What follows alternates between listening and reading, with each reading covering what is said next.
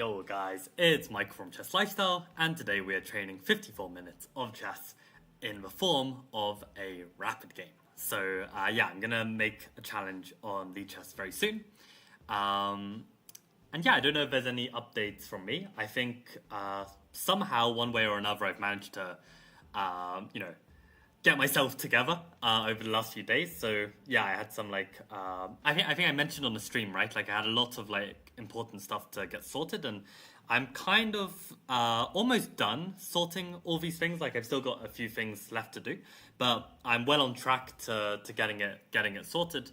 And I'm taking a mini vacation on Monday, so I kind of want to get everything sorted by the weekend. But yeah, things are pretty good. Adrian says was looking for a video to watch before sleep. Let's go, Adrian. Okay, so I'm going to make this super exciting, so you'll have to stay up and force yourself to play some Bullet because you'll be having so much adrenaline. So yeah, let's send out a challenge for Rapid, and I think we're actually close to a peak rating or something. We're like 25-40 right now. So let's see if we can win a rapid game and take it to 25-50. I don't know what time control I should send a challenge for though. I mean 10-0 is probably most likely to get an opponent, but I don't think I want to be flagging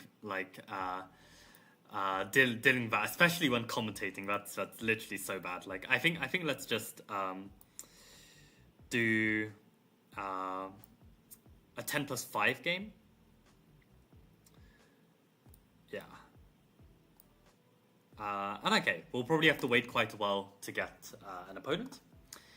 But while we're waiting, I want to share with you some of the analysis, at least the highlights of my most recent video on YouTube, which was... Wait, seriously, we got a game already? Okay, well in that case, I guess we're playing. So enjoy the game. And try not to give any suggestions on moves until it's way past the moment at which I can play. And yeah, I can definitely analyze your suggestions after the game as well. So we're getting a Gurgenetzer Modern. I definitely should have checked if this guy is a cheater, but looks like I'm in luck. Looks like he's fairly legit. And we've got a classical variation of the Gurgenetzer. Adrian suggested 15+10, I see. Yeah, I think both time controls are good. Perhaps I'm just a little bit impatient to get a game already going. 15-10 is really long.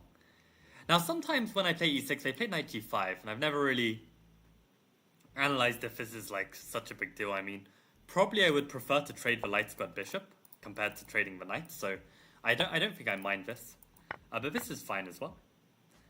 And now the question is, I probably don't want to play with an immediate c5 given there's this.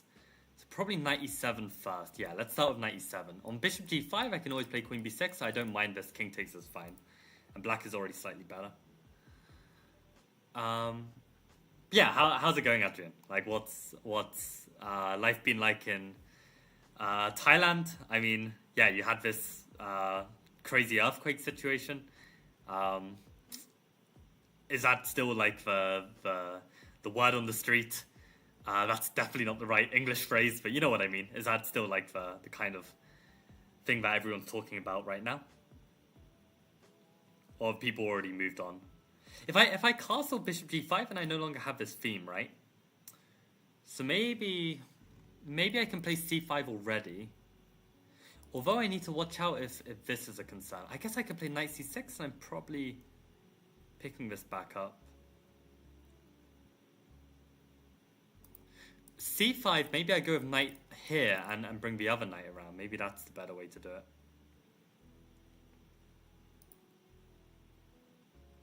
Go on, let's play c5. Because the thing is, on knight b5, I do have castles. And the knight coming into d6 is interesting, but it's not that big of a deal. I think castling here is completely legit. I mean, maybe I'll get punished by this. I'm starting to remember now. Actually, the theory I advocate for is actually to play a6. But I also know that I suggest a6 in my Gurgenitz and Modern Chessable course because I don't want my users to have to worry about this knight d6. But I think it is fine for me. Just a6 is also completely good. So now it's always a question of which way do I want to develop the knights. Just need to remember which way round it is. I mean, it makes sense to keep the knight defending c5. So maybe this knight to c6 instead feels a bit safer.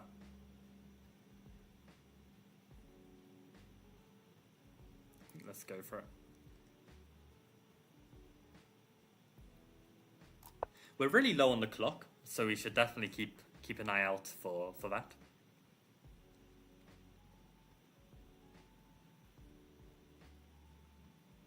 Yeah, it seems pretty fine. We'll just pressure the center.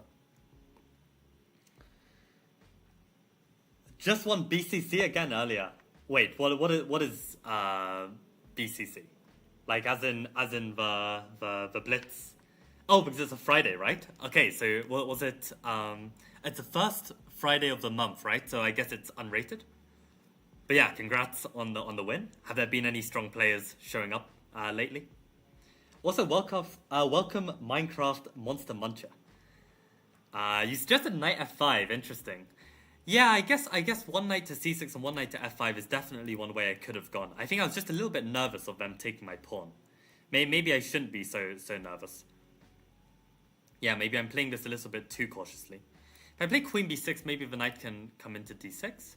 But then I can actually win a pawn already. Maybe. Queen b6 looks very strong, actually. The thing is, they could take, and then my queen is a bit awkward here. So maybe I should start with knight d7 first. I think I'll start with knight d7. This is why I put the knight this way, put the knight on d7, put the queen on b6, and this should be fine. So I suspect that... Okay. I was going to say, I suspect that they should probably take already, but... Here I just go queen b6, and I feel quite happy. Although... Then they take on c5, and then knight takes c5, bishop e3.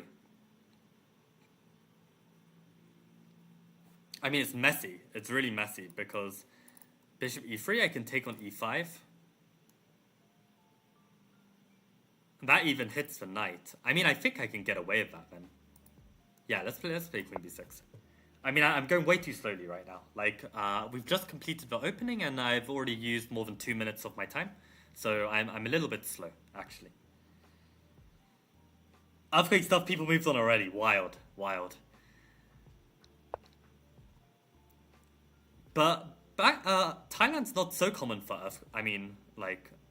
effects of earthquakes, or is it quite common actually? Bishop e3. I mean, here I might get my queen trapped. There's also b7 to worry about. Also looks good, especially given I've got knight b6. I mean, this should be good for me. Question is, do I throw in one capture first? Probably not. Very tempted to take that. Decisions. I mean, we could always play it safe and capture on d4, but it's a little bit boring. I think we should just take on b2. I think it's good.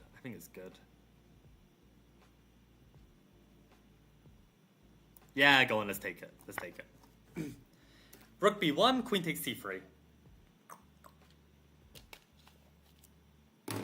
I mean, the more pawns we can destroy, the stronger this bishop will become as well. And actually, I can't remember where I analyzed this. It was either like Blitz or Bullet or something. But I saw that this theme of bringing the knight to b6 to trap the rook is actually not a bad idea.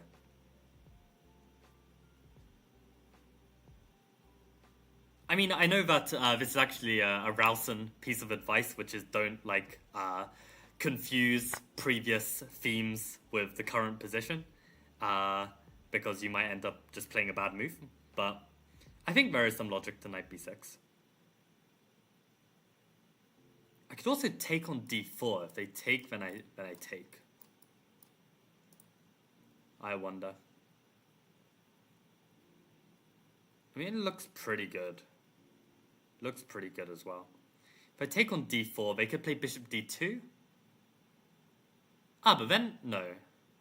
I'm defending the wrong knight. God. No, that's... Don't like that as much, then. Yeah, let's play knight b6, I think. I mean, they can take on c5, but e5 is going to become weakened. As long as I'm not getting my queen trapped, then I'm kind of fine with whatever goes down. The Blitz, it was rated since the earthquake happened last Friday, so 328 points. Yo, that's huge. Wait, so what's your rating now, Adrian? Should be past 2150, right? Both my Sicilian games need reviewing. I was worse but managed to outplay in the middle game. Nice. This is E6 Sicilian, right? That you play. I presume you mean with the black pieces. 328 points, my god.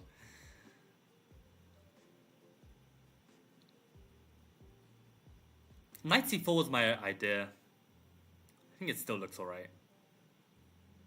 Yeah, let's play it. Okay, I am gonna have to start speeding up very soon.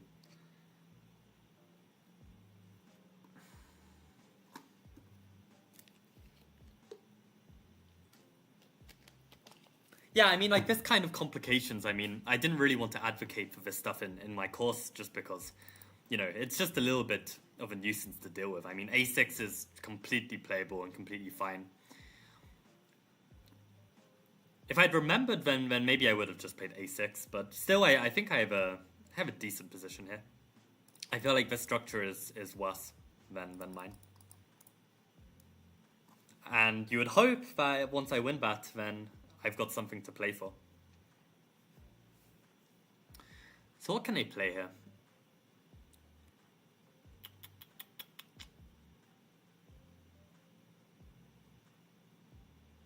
There was a crazy explosion in Malaysia, actually, in an area called Putra Heights.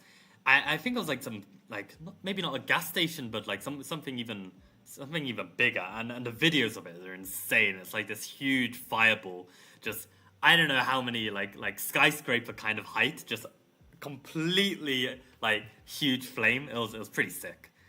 But I didn't hear of it from the news. I heard it from a friend. Yeah, like I follow the news. I mean, like I only heard about the earthquake because friends of mine from the UK were like, "Yo, are you still alive? Heard there was an earthquake. Are you still in Thailand?" So, yeah, I'll rely on other people for important news like that. Yeah, I should definitely be thinking about the position instead of yapping. So, I guess I want to take on e5. I mean, that's basically the game plan. Probably try and win c5 as well. Think about removing this knight eventually. I don't have to rush, though. I think I've got a very, very slow, calm game ahead of me. The only concern is the clock. What trades do I want? I mean, ideally I want to get rid of one of those bishops, because I think if I allow those bishops to survive in such an open position, well, it's opening up.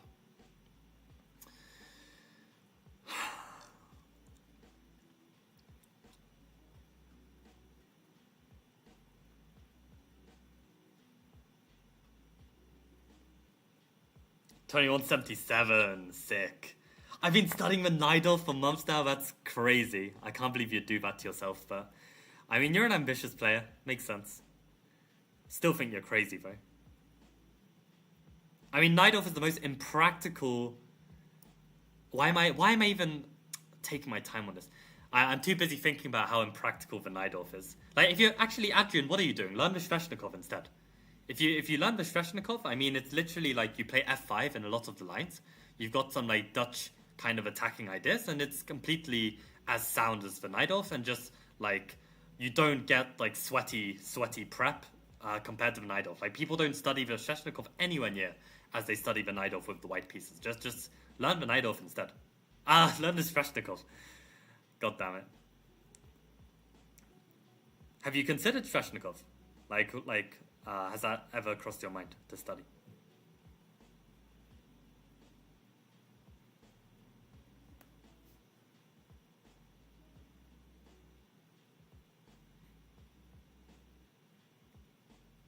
I actually beat Artem Uskov in Classical, in FIDE Classical, with the Sveshnikov. I completely killed him. I have to show you guys the game one day. Because now he's like some hotshot I am. But when I beat him, he was like 2200.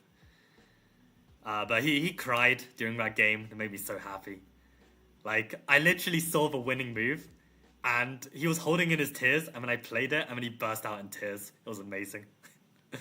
I think this was like round 1 of Open Tournament as well. I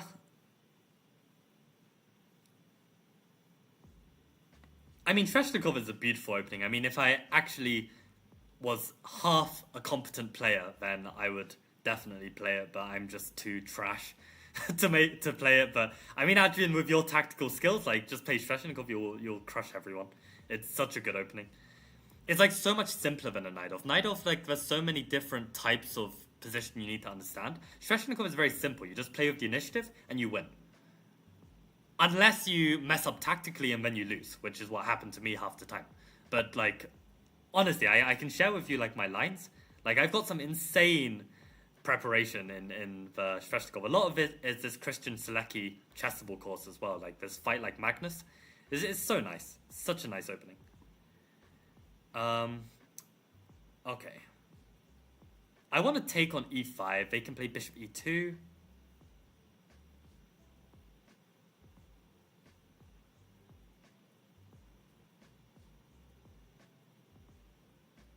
But probably I should just take that. I mean, it's just a free pawn. They can even potentially defend it one day, so it kind of makes sense. Bishop e2, and then what? Where am I going with the queen?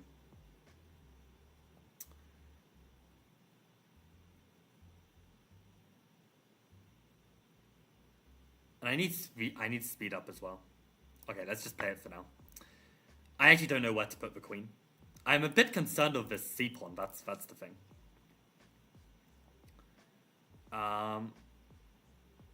I think I do want the queen on the queen side. I think that's where the action's going to take place. My king's extremely solid. Let's put it on a4. And we want to put a knight on c4. I mean, this would be lovely if we could make this exchange. I don't really mind the opposite colored bishops. I think our king is extremely safe against the light squared bishop, and we have the extra pawn. I mean, we can try grind it with the heavy pieces still on the board. So knight c4 is top candidate move, although I need to be careful of rook b4. Is that... I don't know if that's an issue, to be honest. I kind of want to keep the rook on f8 just to protect f7. I mean, I'm being very much of a scaredy cat. So maybe... Where do I want to put the a rook then?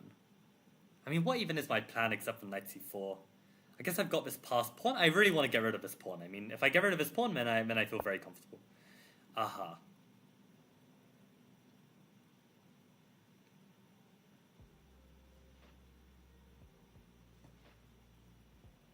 Probably a3 is where it's best placed.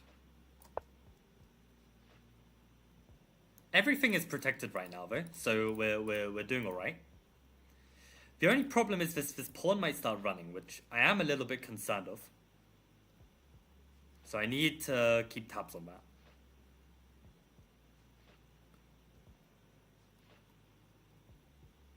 Like, how concerning is that really, actually? And how well placed is this bishop? I mean, do I want to play a6? If they push, then I can actually play a6. If the bishop goes away, I win the pawn.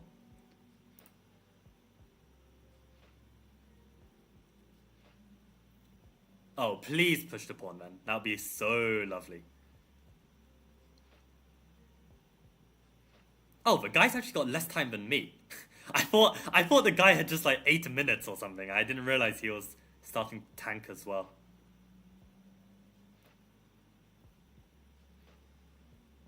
I mean, it makes sense that he's spending time. His position sucks. Interesting. I'm even looking at knight f3 just to see if it works.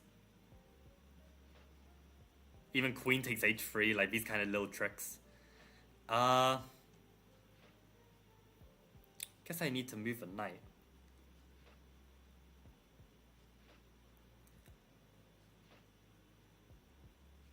I could play a6 instead. And then put the knight back on c6. Oh, that's a really nice idea. Does a6 work in time? I think it does. I think it does. Go on, let's play it. I think a6 is in time. I don't see a good in-between move. If he takes the pawn, then at least I win back this pawn. I want to put the knight on c6. I think this is where the knight belongs. I do lose my beautiful bishop, though, after this trade. Which is not ideal, but I did need to deal with this pawn in some way, shape, or form. Welcome, guys, to the stream. Matthew Bevis and Venom. Actually, Mittens, do you want me to call you Noah, or do you want me to call you Matthew? What do you prefer? I can do both. Blub, welcome to the stream. How difficult is it to learn the Sveshnikov? I mean, compared to the Najdorf, it's easy. Like, really easy. But of course, it's very difficult. I mean, it's still like a very legit mainline opening. Kalashnikov is Sveshnikov 2.0? Nah. Okay, hear me out. I have an international master friend who says that Kalashnikov is like eating potatoes your whole life, and then someone hands you a cookie for the first time in your life. And that is like the Sveshnikov. I mean, I also started off Kalashnikov, but Sveshnikov is just better. Like, I can really fight to the death on this one. I really think Sveshnikov is much more exciting of an opening. Okay, I guess we want to go knight c6. That was the whole point.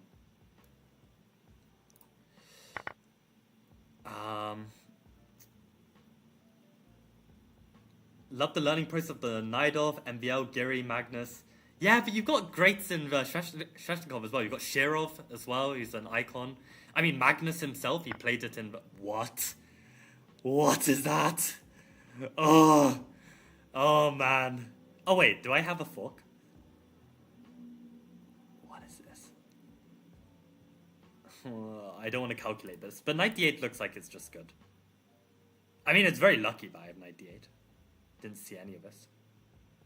I mean, which is why I can't play Sveshnikov, right? Because I'm too capped at my tactics. I mean, I can see a one move four just about, but I can't see anything more than that. So yeah, very lucky to have knight d8 in a position.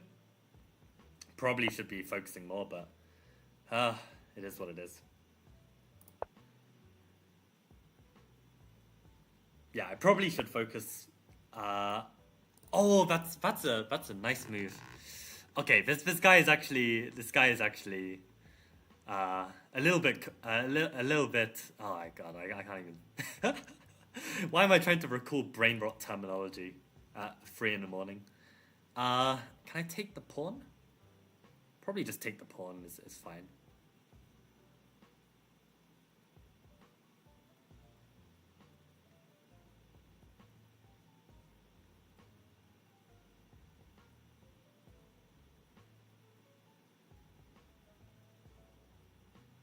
Why am I waiting so long on this? Just take the damn pawn. What are you waiting for? God.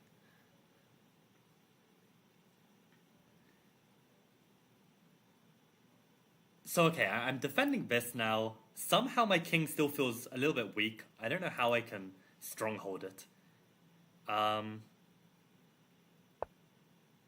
Okay, he really wants that pawn. Maybe I induce it by going for the trade.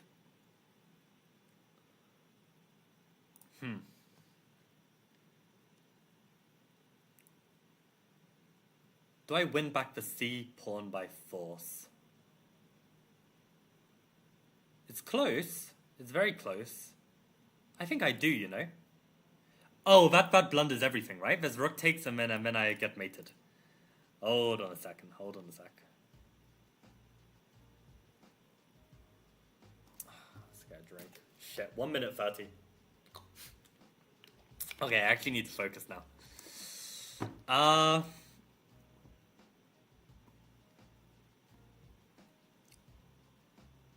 Maybe knight c6 then, and just hope that we get the trade. Because I think I don't really have the time to be calculating all of this like nonsense. Like, I mean, he might still go for it. In which respect to him for not just taking the pawn.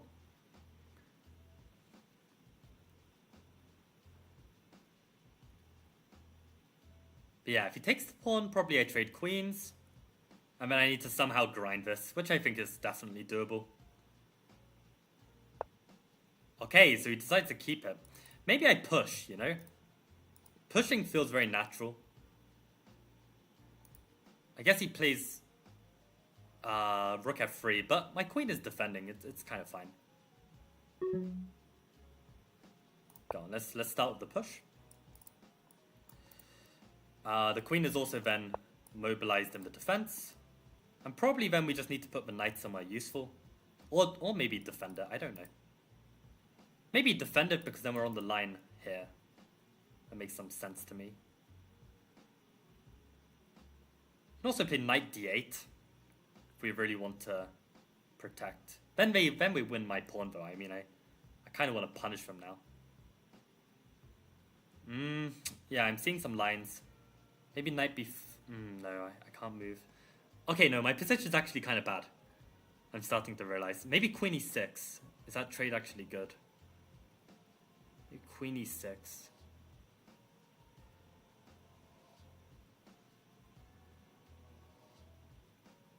think queen e6 is fine. It's a little bit ugly. It's a little bit ugly, but I think it's actually alright. I'm also threatening some knight e5 stuff potentially. Okay, so we get the trade. Okay, and probably I should take with the rook. King, then I lose this pawn, but then how bad is that really?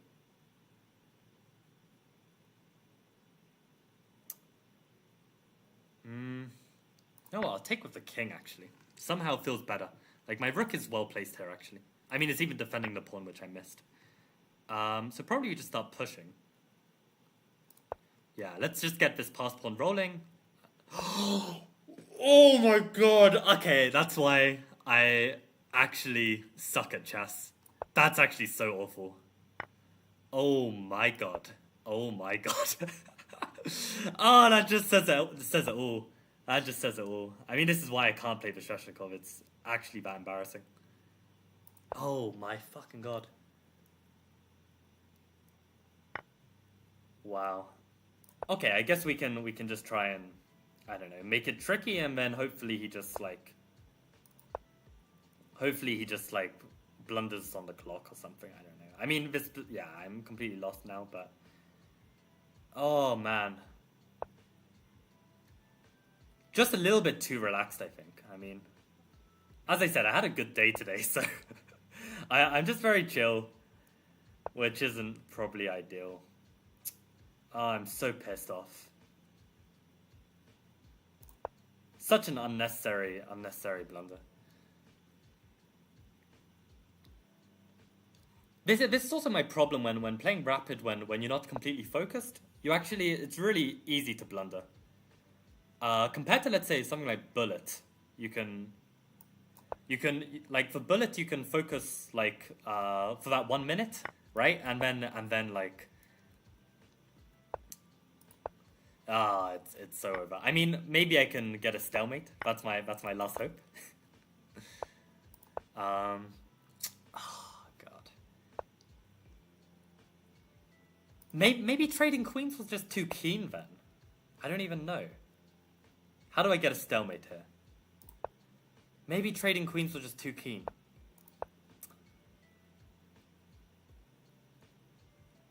I knew that I had some weaknesses. So I'm gonna keep this so I have the check, but the problem is he doesn't have to take it. He can always move out. Yeah, I mean, there's no chance of a stalemate anyway. Yeah. Is that not checkmate? Oh my god, there's a... I didn't even see the rook, but it doesn't matter anyway. Oh, that's such a savage game. Oh man. Yeah, I mean, somehow I thought that I should just be better here because like I have all of these weaknesses, but I just have a very clear plan. Um, that's all I was thinking of, and I just completely missed the obvious. In which case, then my position's not actually better. Yeah, it's just equal here. Ah, that's so frustrating. Then was Queen e6 even right? Maybe it was. I don't know. Maybe that's... Okay, Queen e6 was correct. So my position's actually in some trouble. I mean, at some point I was definitely better. Yeah, -2 at some point. But yeah, somehow messed this up. So yeah, time to learn and understand why. Yeah, let's see how chat is going. Welcome Venomous to the stream. How's it going? How many lines do you have to learn for Sveshnikov? I mean, you've got the 3 main lines. I mean, I can very briefly give you guys a quick overview of Sveshnikov. It's very simple. I mean, if I still remember, it's been a long time. So this is like open Sicilian, right? And you go knight f6, hitting the pawn. They have to defend here. There's no other move. Like f3 is just trash. So, and bishop d3 blunders a knight. So they have to go knight f3, and then you go e5. And then the only critical move is knight b5. I mean, they can go knight f3, knight b3, knight takes, and these are all sidelines, and black is just a tiny bit better. It's actually a little bit fiddly to remember how you get the advantage and be precise, but after like maybe 6 months or a year, you eventually pick it up. But knight b5 is the only main one, and then you go d6 to stop knight d6 check. And here they've got a fork in the road. They can either go bishop g5 or they can go knight d5. And knight d5 is this is like the third main move, I would say. And bishop g5, you kick the knight. They come in with the knight. This is the first main line. And the second one, I think you take the knight first and then you come in with the knight. That's the second one. And then the third one is, yeah, they just play knight d5. And this one is the one that gives very similar, like, Dutch kind of vibes. Because you put the bishop on e7, you castle, you play f5, knight d7, knight f6, and you know, you go for kingside activity. And, yeah, it's really nice. It's like a correct Dutch. Yeah, but, like, these lines are, like, really insane. Like, they get really, really fun. And I think it goes something like this, where they take, and then they can go c3 or c4. And on c4, the main move is to push, but I really like this line knight d4. And this is just like some craziness. But it's really fun. I don't quite remember my lines now. I think on c3, there's basically like bishop g5, castles, and rook b8. And you can basically play any combination of the two. You can either castle and bishop g5, or bishop g5 and rook b8, or rook b8 and castle, and they all have slightly different implications. And yeah, there's really interesting lines that follow, and it's very sharp. But many cases, black is just completely taking over and getting the advantage. And I mean, as I said, I beat Artem Muskov, just crushed him from the opening.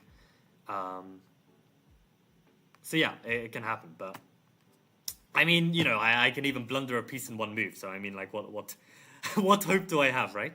So okay, I need to just play a bit in the style and just be more focused. I mean, that's basically it.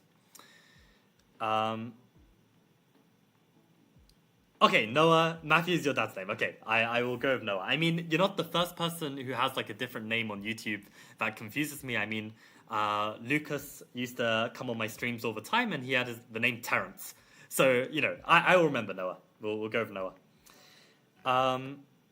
Rosalimo can be a real bummer if you play Sveshnikov. There are some fun ways to spice it up. I mean, I think Rosalimo is actually very interesting and very spicy. I don't think it's such a problem.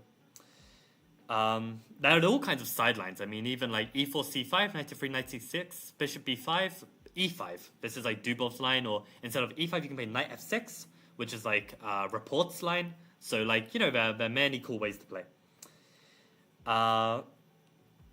Do you have Indian people as viewers? Harshal asked how many percentage of them. Also, cool to see your username get fleshed out, Harshal Patel Chess.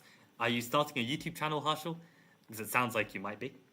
But yeah, I have no idea how many I don't know where my viewers are coming from, actually. Maybe that's something I can look up on YouTube. So, okay, first of all, for Rookie 1, I'm actually better already. It's the point that I can already play like some Queen B6 and just pick up this pawn. I mean, did I really just miss a chance to win a pawn? Ah, for God's sake, I think I did. Ah, that's actually so sad. So sad. I just missed the chance to win a free pawn. Queen B6 is just winning a pawn. Oh, that's not even the right move. But okay, I saw that it was close. I mean, it was also like Queen B6 is -1.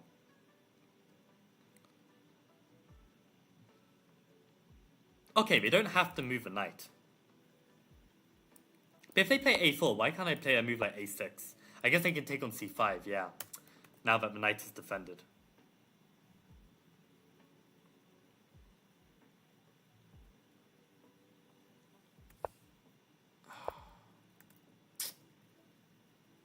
So what? C takes D4? How is this so strong, actually?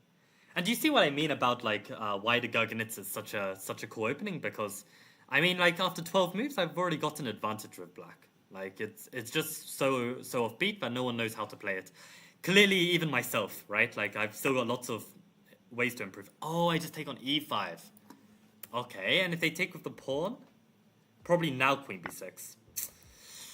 Ah, that's what I was thinking. I was like, does it make a difference if I take first? And I thought, well, maybe the knight can take, and then I don't have the tempo and stuff. But yeah, I pick up E5, of course.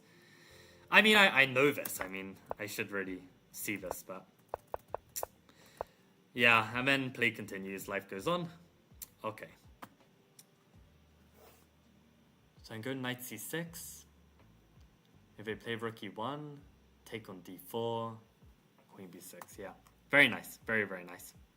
Because the thing is as well, you don't have to worry about, for anyone curious, you don't have to worry about, them pinning your queen like this or something. You're not going to lose the piece because you've always got knight takes f3 with a check to bail out, and then you can move your queen anywhere, probably even take on b2, right? So, yeah, at this moment I'm also minus 1.7 apparently. I mean, the line I was looking at was taking on d4 to be ambitious, but then I just thought bishop d2, and I didn't see a good place to put my queen.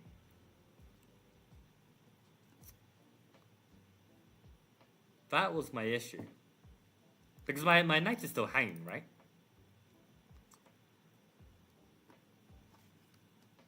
Let me catch up chat, actually, because maybe people are suggesting answers.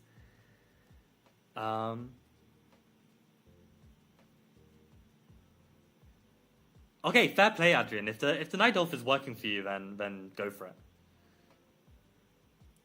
You sent me a link to the game, but you can't send links on chat, unfortunately. It's just a YouTube policy. Oh, another average hater challenge. Oh boy. I mean, I really think I can get this 2700 bullet, so I don't think you need another challenge for me, but let's read it anyway. So it says, you start with $5, and every time you win in the next 25 minutes, bro, I've already lost like 15 minutes because I didn't catch up on chat. I'll add $2, and every time you lose, $3. Well, I'm too cooked to understand this. In the next game, I'll add $2. I mean, should I take the challenge, guys? What do you guys think? What do you guys think? I mean, probably, I don't know how long it's been. I guess let's just start playing. I mean, I will do a lot for money. So, okay, analysis on hold. But I mean what? Every time I win, can I just play Ultra Bullet? Like what are the terms? No, I can't start playing until I've understood the terms, Average Hater. You're gonna have to give me some parameters, otherwise I'll just play Ultra Bullet and rinse you from your cash. Yeah, start thinking of some parameters.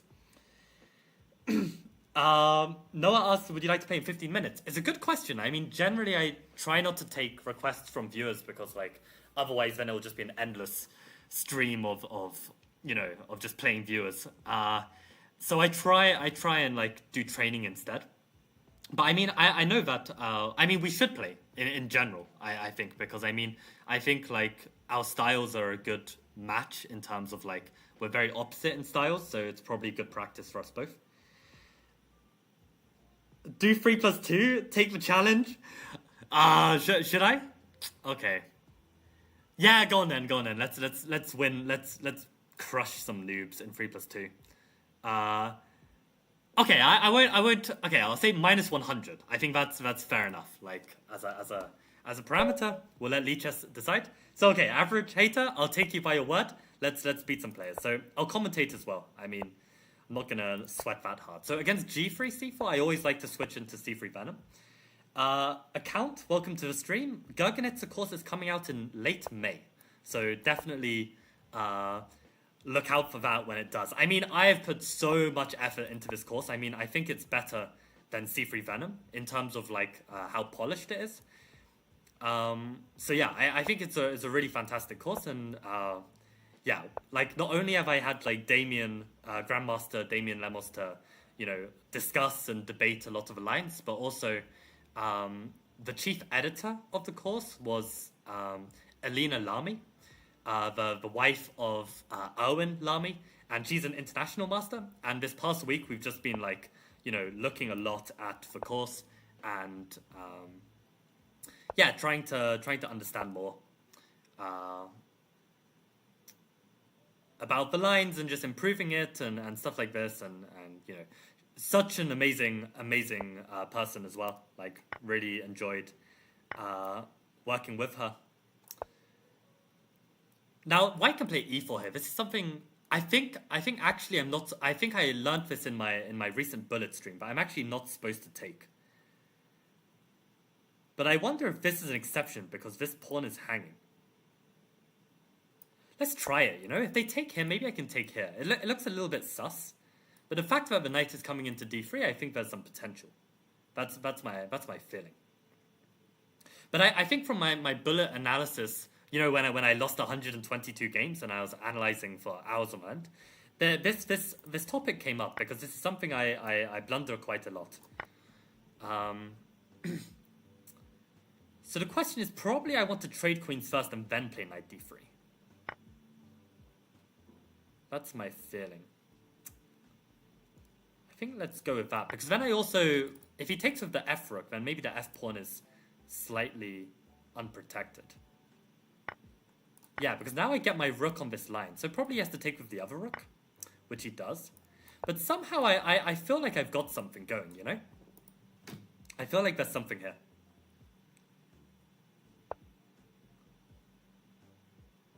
Bishop c5.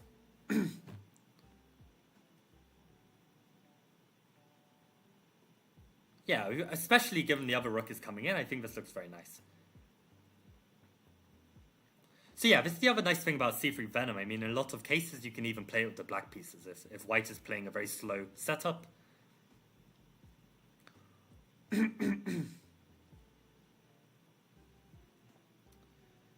I'm still not over the fact that I blundered a rook there. I mean, the fact that there was no intuition at all that my king was weak on f8 is just crazy. I mean, I've played chess for 15 years and I don't have even the tiniest bit of intuition there. It's unbelievable. It's unbelievable. But yeah, it just shows how much more learning I have to, how many more repeated mistakes I have to make. And I think that's another factor as well in terms of like how quickly someone improves. I mean, for me, it takes making the same mistake so many times. I mean, you saw I made the same opening mistake again, right? Like I've made this mistake so many times and I still make it. And I think everyone is a bit different. Like some people can just like understand something once and just remember and fix it. But for me, I don't have a problem understanding things. It's just like the competence of like remembering it. I don't know what it is. Like it's just I think it's just like, you know, some people are a bit more like logically brained and some people are a bit more chaotic. And I think chaotic people just have it tough when it comes to like this aspect of chess. I mean, I think having a chaotic brain is like really a lot of fun in other walks of life, but yeah, like it's really not doing chess players any favors. Interesting.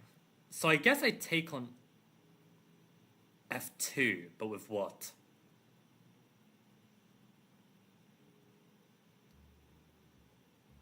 somewhat critical. Probably with the knight. I think the knight is the best bet.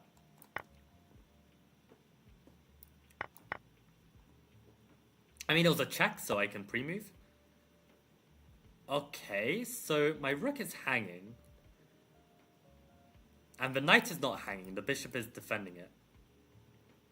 So probably I want to double my rooks. I think that's probably the best way to go. And the reason why I'm slowing down is because when you have an advantage, it's more important that you just secure the win as opposed to trying to flag your opponent. So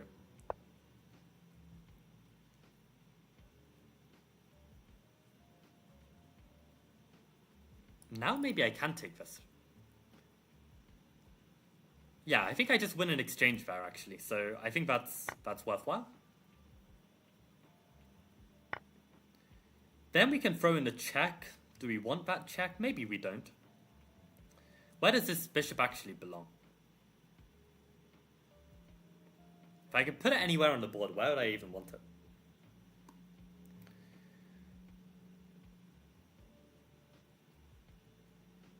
Maybe I want to get rid of that knight, you know? I feel like their bishop is actually very, very trash. So maybe I bait this. Okay, he doesn't go for it. I was thinking I can come round, and this pawn is now on a dark square. Feels like it's an improvement for me. I could also try and trade it off this way. Maybe that's actually the cleanest. But do I want to trade it off now that the pawn is here, you know? Alright, let's keep the bishop on for now. He's also low on time, so trading pieces makes life a bit easier for him.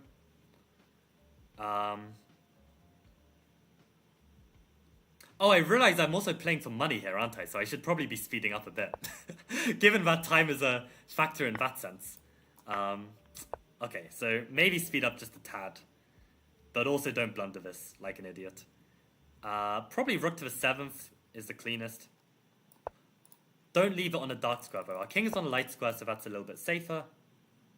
Yeah, let's attack this way.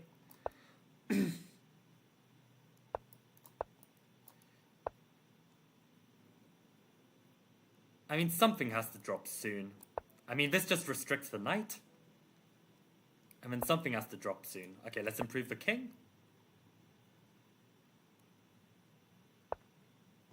And then that drops. Okay. Surely we get the resignation. And one. Okay, let's keep going. Let's keep going. Do 3-2 if you like. I mean, 3-0. Okay. Say no more. Say no more, average hater. Say no more. Okay. I mean, I'm counting on you to take the time. Okay. I mean, like, look at the time. I'm not counting the 25 minutes. Okay, let's go. So let's show the c3 Venom in action. Always h3 to preserve the bishop. Okay, he plays the c5 line, so you always develop the king side first. This is the basic principle. Bishop e6 is strange. I wonder if there's a way I can exploit it. Ah, like that. Okay. I'll just play queen c2 for now. I mean, normally I want to play queen b3, but that's why I put the bishop here. It's kind of smart. Oh, I need to make sure I'm not blundering. Wow, that's actually an interesting line. Okay, let's be very boring and just take. Let's not start reinventing the wheel in a 3-0 game. Okay, knight b3.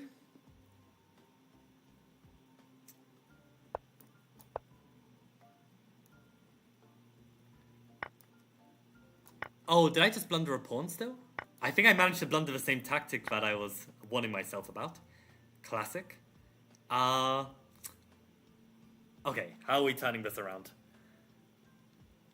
Okay, let's put the bishop on f3. Let's just activate all of my pieces, and then something will work.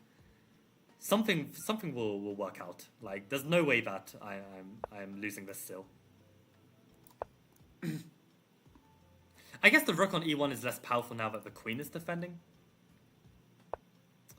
That was my original idea. Okay, let's put the rooks in the center. We're threatening the knight. Probably we need to defend this pawn, annoyingly.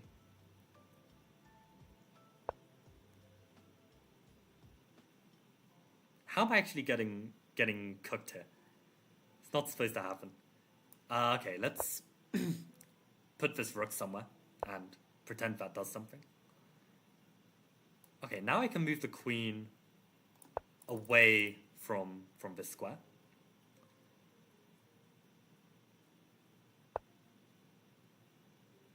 Somehow I'm really out of my depth this game, and I don't know why. I don't know why. I think maybe I'm not so used to taking the pawn on c5, so that's maybe one factor. Oh, that gives me the pawn back. Yeah, I definitely want that pawn. Okay, so they blundered. Hallelujah. I have a window, so I don't need to worry about back rank. Oh, I can... What do I want here? Do I want the pawn or the queen? Probably the pawn. Do I want the queen?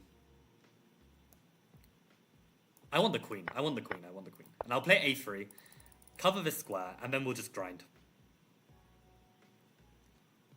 We have a slightly better pawn structure. Slightly better pieces. Let's start with this. Maybe he allows bishop c6. He does. I thought bishop c6 would be good, but maybe it's not. Maybe it doesn't do too much. Okay, let's put our pawns on dark squares. At least the h pawn, because it was being targeted. Probably I want the pawn on f3. Because I still need some king safety. I don't want to allow this bishop to become too strong as well. It's a bit of a interesting one where you have to decide what color square you put your pawns. But these pawns are very solid, so I'm not so concerned with them being on light squares, and they're not fixed on light squares either. So that's my feeling. I need to decide if I want to trade bishops. My feeling is no. Although maybe my majority would be stronger if I do trade bishops. So maybe I do want to trade. It's a tough decision. But first, let me activate my king. I mean, that's a must. I need to activate my king. And do I want to trade rooks? I probably do. I mean, the structure is in my favor. So I should be aiming for a pure pawn endgame if the structure is in my favor. That's at least how I understand chess. Okay, let's start with king e3, just in case. Maybe he plays rook e6. Wow. Seriously? I think I want the extra pawn. I think I'll take the extra pawn. His king is a little bit active, but I'm not too afraid. Probably this. Can I trade? Yes, I can definitely trade. I can definitely trade. Okay, I guess I have to come back.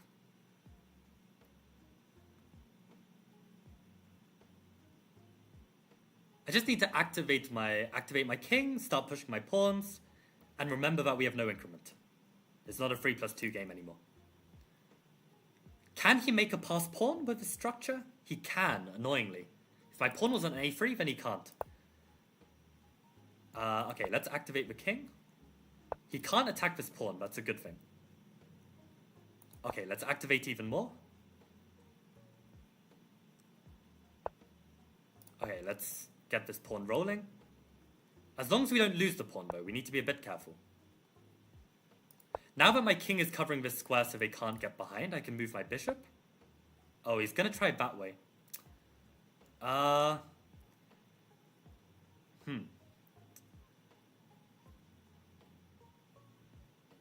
Okay, for now I put my bishop here.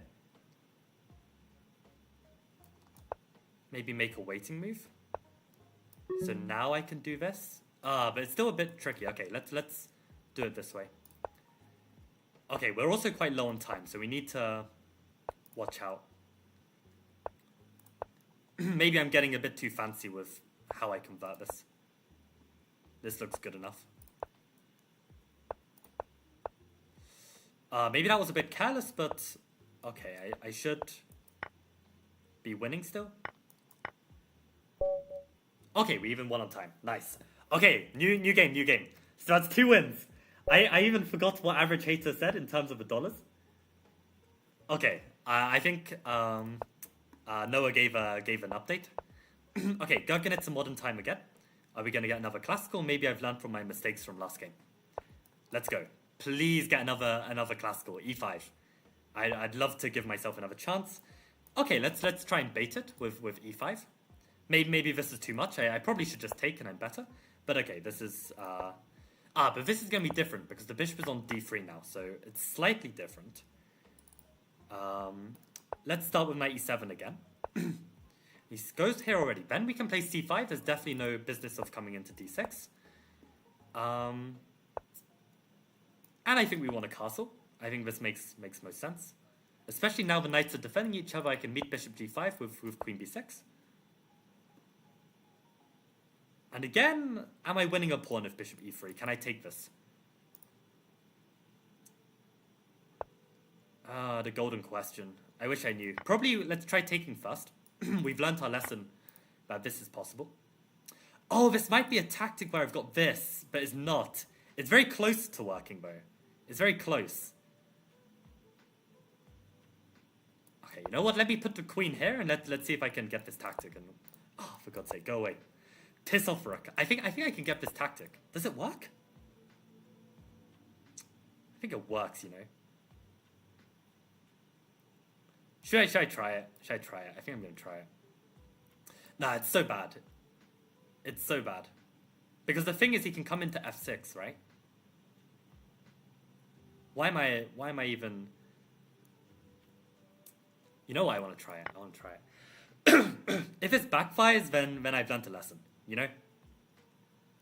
Life is too short not to try this. I mean, I think this works. On queen f6, I take on d3. If bishop h6, I've got knight f5. And I cover this. Wow. Okay, maybe I can throw in the check? Or do I not care? No, I don't think I care. I don't think I care. Do I take immediately? Then he's got queen f6. Maybe I start with knight f5. This feels a little bit safer. I've already... Oh no, I haven't won a pawn. Okay, now I can take with the queen though. I mean, this looks very good. This looks very nice. And now, where do I want to put my pieces? Maybe we go extra greedy or not? Maybe on f6 is best. At least we threaten to win a pawn. And maybe we try and just trade queens at all costs. I mean, we're up a pawn. We're very solid. A queen trade would be nice. If they don't trade queens, I'm probably winning another pawn. This feels very good. Okay.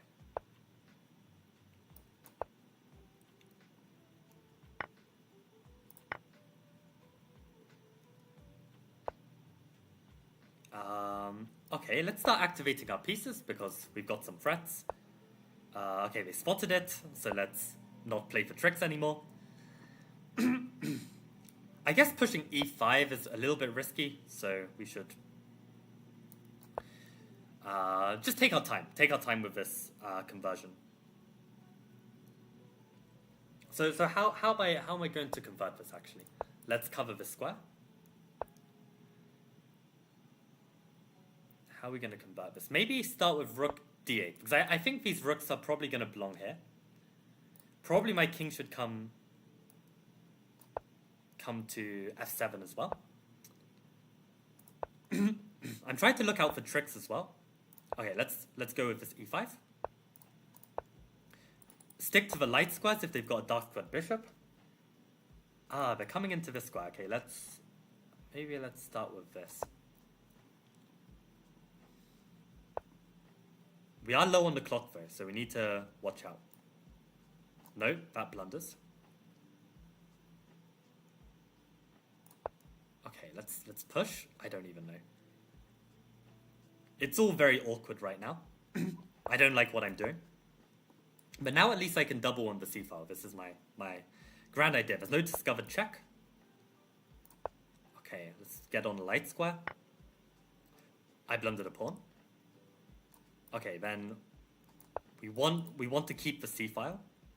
Oh, I'm probably blundering a knight here actually. Possibly. We'll see. Somehow I'm actually choking this. This is insane. Okay, maybe tactics can save us.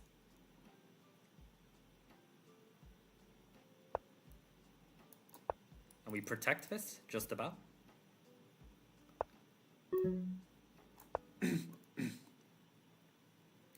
Yeah, I'm actually choking this one. Where do I want my pieces, though? Maybe let's try and get a knight in here. Maybe that's strong.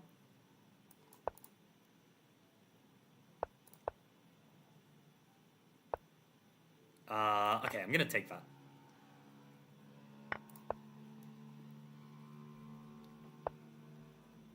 Watch out for checks. Oh, that's a free rook. Oh my god. Okay, that's actually really poor. Let's see if I can somehow win this on the clock. Not like this. Not like this. Oh my god, I've lost the game. I've lost the game, chat. This is so sad. Oh, I've not lost the game.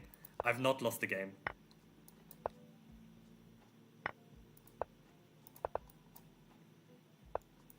Oh, move. Move.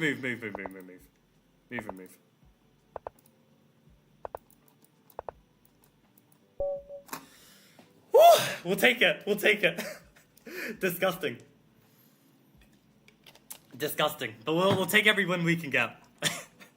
This is how broke I am. That I need to resort to these kind of wins just for those extra dollars. Actually insane. Oh my god, such a bad game as well. But okay, being 2500 bullet, I guess counts as something at some moments. I mean, I literally couldn't even move my hand. Like I was really frozen. God, that guy must be pissed.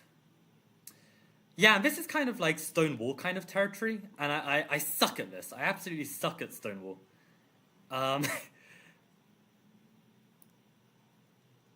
Yeah, I don't know what to do. So I need to play around this knight, I think. I think that's probably my best bet. I wish the Stonewall just didn't exist. Then I would literally be like definitely some elo higher. I've literally donated so much elo to the bloody Stonewall players. It's so annoying. I don't even know what to do. Okay, let's just play this garbage move. Maybe I'll even do something weird like this. Okay, let's not blunder anymore. Yeah, I locked in. Man.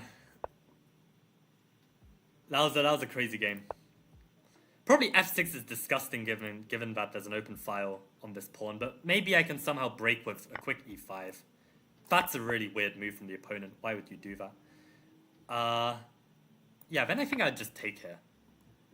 Yeah, so this guy has played horrendously. I mean, my position was really bad. I can't play against Stonewall. Like, I literally have spent hours, countless hours, trying to like understand how to play it, and I just can't. It's just so annoying. Because all the attacks that are supposed to not work, I mean, it doesn't matter if they don't work. It's like, they can work against me. Because the problem is, like, I'm just so bad tactically. Like, you know, it's just so annoying. Such an annoying opening. Is that a pawn? This is like the classic Bobby Fischer blunder of like being way too greedy. Yeah, let's just improve our king first. Stick to some principles. Okay, let's improve this king even more. How am I going to win this, actually? Probably when I want to start pushing my majority, right? I've got three against 2. Probably I need to start pushing. Okay, let's prepare this push. He wants to trade. How interesting. Do I want to trade? Probably not. Probably not. But where do I put my bishop then? I don't think I want to trade. Yeah, I don't want to trade because the thing is my structure is on light squares, right? So even at the expense of his bishop getting a bit good. Oh, but I've really messed this up. Like, what am I doing? Actually so ass. What have I done? Like, I've somehow like zugzwanged my pieces, and I'm also a minute down with 3 minutes on the clock with no increment. I don't want to repeat of last game either, but this is the kind of like reason why I want to keep my. Seriously, is he coming in? Oh my god, he's coming in. Okay, I guess I have to play king f7. If he takes, then I play rook b8 at least, and I Do not win the pawn because his rook is defending. See, I just can't think. I'm so capped. Oh, I literally allowed a4. Bruh. Okay. Okay, we can. If we can win the last game, we can win this game as well. But not like the way we're playing. What the hell am I doing? Okay, I'm just gonna have to go all in for counterplay, and pray to the Lord. We're gonna win this game again. You want to draw, bro? Is that how you want to do it? Oh, like that. Okay, fine. What is that? Okay, let's just activate the king and hopefully get something.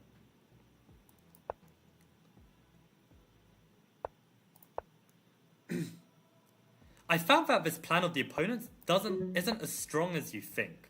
If I can win c3 and win... Oh, crap, he's getting the other pawn going. Oh, man. Oh, okay, I'm actually in trouble then. Okay, let's play this. I've got 14 seconds, is the problem.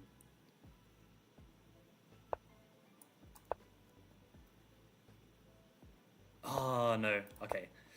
No, that's really bad. That's really bad. He can just promote. And I've got 10 seconds. Yeah, no, there's no way. There's no way in hell that I'm saving this one. No way in hell. No way in hell. 30 seconds. Stalemate? Not quite. But possibly? Probably not. Nah, there's like 100 mates. No, the streak ended. The streak ended. Oh, man. Yeah, I start a win streak when money's on the line. Nah, I deserve to lose this one. Ah, shit.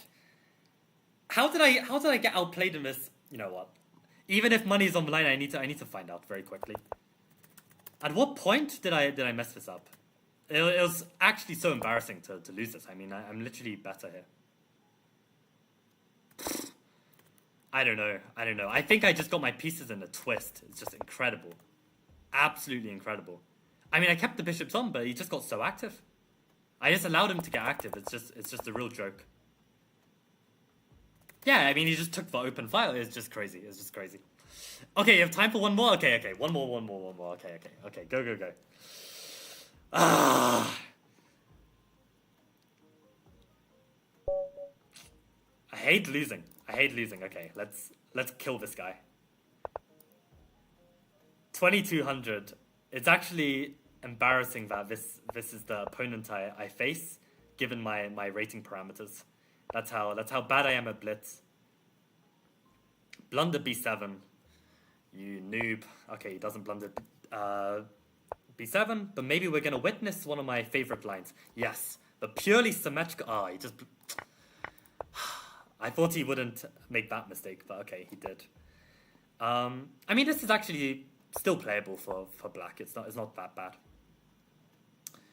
But yeah, I was hoping to show you guys a masterclass of outplaying the opponent in these symmetrical positions. This time it's not quite symmetrical anymore, so it's not so fascinating, I think. I'm always hoping that he will trade, because then I get the open A file, so that's something I'm always looking for. But yeah, again, we have this kind of stone wall structure that drives me insane. I mean, there's a famous Grishuk quote, actually, that says, if you want to beat any weak player, just stick a knight on e4, and he's like referencing like the stone wall type positions, and you'll just win. And he's got a point, because weak players, including myself, do not know how to deal with it. Do we want to allow this? Somehow I want f3 in the position, you know? Just kick this damn knight away. Oh, God. That's nice, because now there's no f6 to kick my knight away. Oh, and now we get the bishop pair. Okay, I'll take that. So with bishop pair, the main thing you need to do is try and open the position. So I think e4 is going to be the break that I want. I need to make sure not to blunder a pawn. Probably I should play b3 as well, just to secure these squares. And then we want to play for e4. This is going to be the main break. e4, does it work now? Yes, let's go for it. Maybe I could have prepared this a bit more, but then he can also prepare his plans as well. So I think we should always try and make this break. Rook takes should be fine. Already, huh? Do I want to trade into this endgame? Yes, I do. Because I think the bishops alone, in a very open space, I think should dominate these knights. I mean, this will be really embarrassing if I get this wrong. I mean, my only fear is that his knights are very active, so maybe they can somehow cause me some problems. But let's cause him some problems too. Oh, do we want to get that endgame? Yes, we do. Because he's got a pawn fixed on a dark square. If I can trade off and break his structure. Okay, he doesn't allow me to break the structure, but I do get to push these pawns. Did I just blunder? I just blundered. Oh, I hate this. I hate this. I mean, positionally I should be fine, but I just need to be more careful. Okay. How are we going to do this? Actually, how are we going to do this? We are on the way to another choke. And probably my time is going to run out too. Okay, let's try this. Let's try this. I'm probably blundering even. Chat, I am so cooked. I am so cooked at tactics. I just lost a bishop. Am I that... Are the knights that strong? Is my life a lie? For God's sake. Holy crap. I mean, I guess my... That's incredible. That's incredible. Okay, I'm gonna flag this guy. I actually am gonna flag this guy. I'm gonna keep every single pawn. I'm gonna flag this guy. I'm so annoyed. I'm so annoyed that I got this so badly wrong. No, I know I can win a knight, but I don't give a crap. No, how are the knights so strong? How are the knights so strong? I actually don't understand. I actually don't understand. Oh, I just blundered a pawn. Okay, I'm gonna keep the bishop and I'm gonna win on time. Watch me. Watch me win this game. I actually... God. Okay, blunder a pawn, please.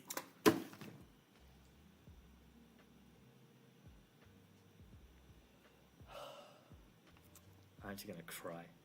You know what? The knights control so many squares that I think I can get a stalemate.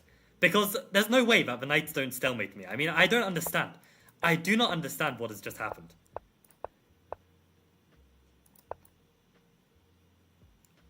That's unbelievable. That's actually unbelievable. How many blunders did I make in a row? And why is he tanking? Literally, why is he tanking? Can he only play with knights? Is this guy like literally the world's best player with the knights and he doesn't know how to promote a pawn? Is he just trolling? Is he just trolling? Because I will flag your ass. I will flag your ass if you troll me. Okay, we're gonna win on time. We're gonna win on time. I'm not losing this game then. I'm not losing this game. Okay, let's pre-move. Let's go. Let's actually win this game. Oh, he disconnected? Oh, I can't even win because I got insufficient material. That's actually so sad. Oh, it's not stalemate. Okay. Am I getting mated? Yes.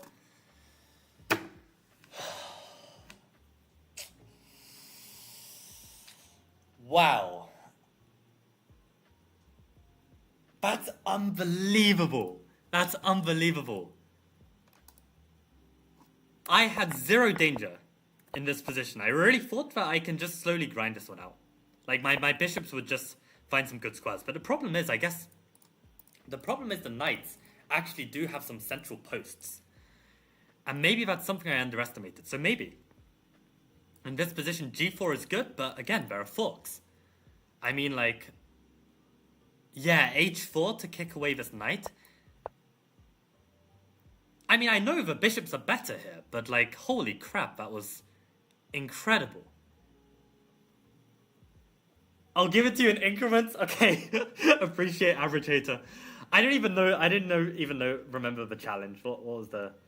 You had knight f3 when the knight was on h4. Is this in a previous game, Adrian? Let me check this out. Man, I mean, this just sums up my level though. I mean, it's just tragic. What game you had knight f3 when your knight was still on h4? When is this? When your knight was still on h4. You're talking about this game then? I mean, I wouldn't just go back, so I don't even know. Odie says, Stone will always land me in hard positions, even if the win rate of the line I'm going for is great. Yeah, literally, it's so frustrating. So frustrating. I still need to analyze my rapid game that I lost. But yeah, we've got 3 games that I lost actually, so this is gonna be good. Oh, I get minus points for losing? That's insane.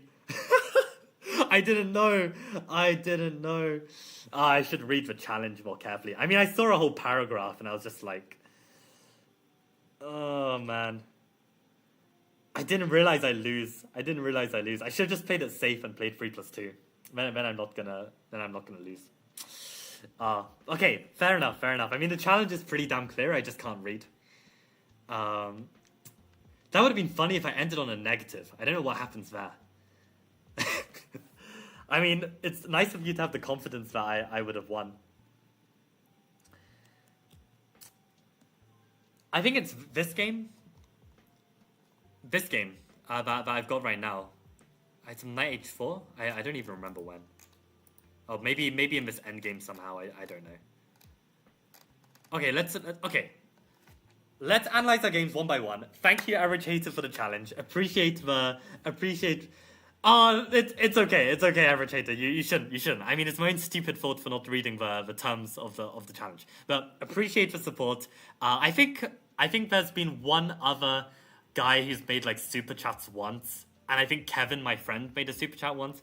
But you have a number one donator on this channel by far. So appreciate all of the support, and I hope you found that entertaining. I mean, that one game where I managed to swindle a win, this was pretty great. Not the rapid one. Okay. In any case, I will get to that point. I will keep a lookout for this knight h4 moment. What did you say exactly? You said knight f3 when the knight was on h4. I'll look out for it. And yeah, I look forward to looking at that knight game because holy crap, like I literally got wrecked. Average hater, appreciate it. See you, man. Thanks for the support. You're crazy. Okay, so let's have a look. So in this position, knight b6 was not correct, and we were trying to understand what was the winning move here. I'm starting to get creative, trying to like maybe trap the knight or something, but the knight can always retreat.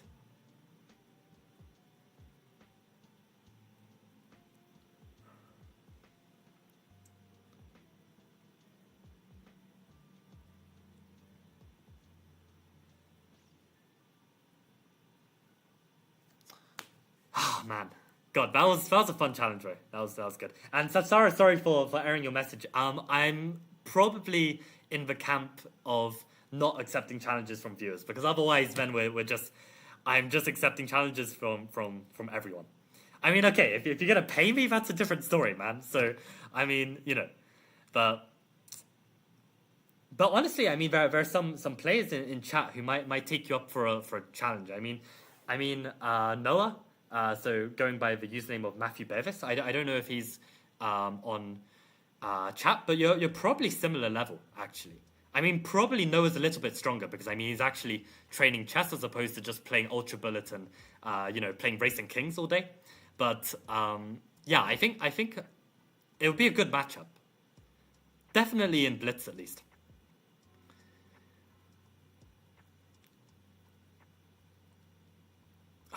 What's the move here? So knight b6 loses the advantage. What did I miss? Because my knight is literally hanging.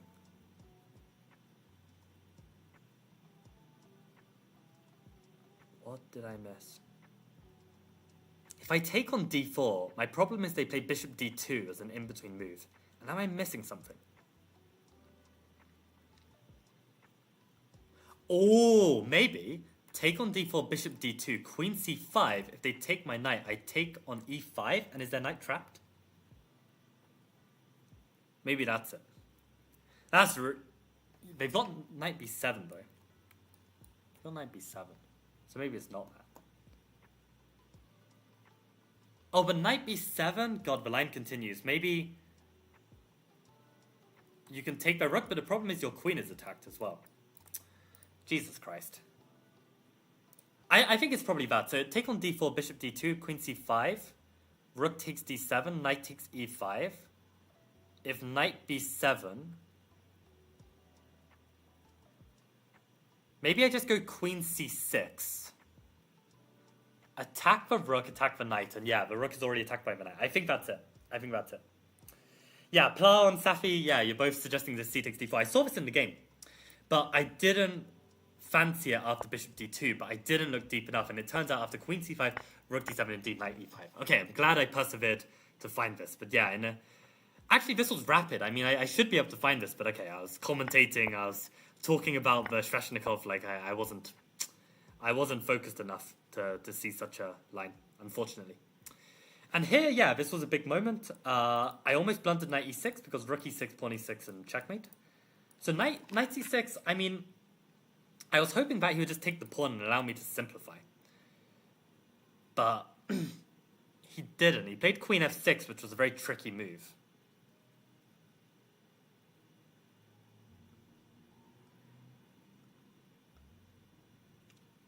So apparently I've got better here. But yeah, I'm definitely under pressure already. Like, seriously under pressure. So after reviewing these mistakes, I want to do like a proper comb through to really understand where things went wrong.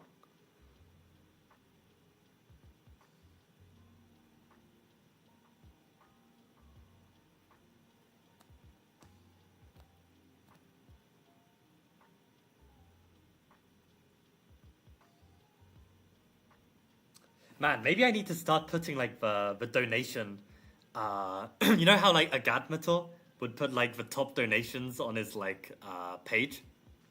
I don't know. What do you guys think? Do you think it's worth doing? Get that like top donation challenge going.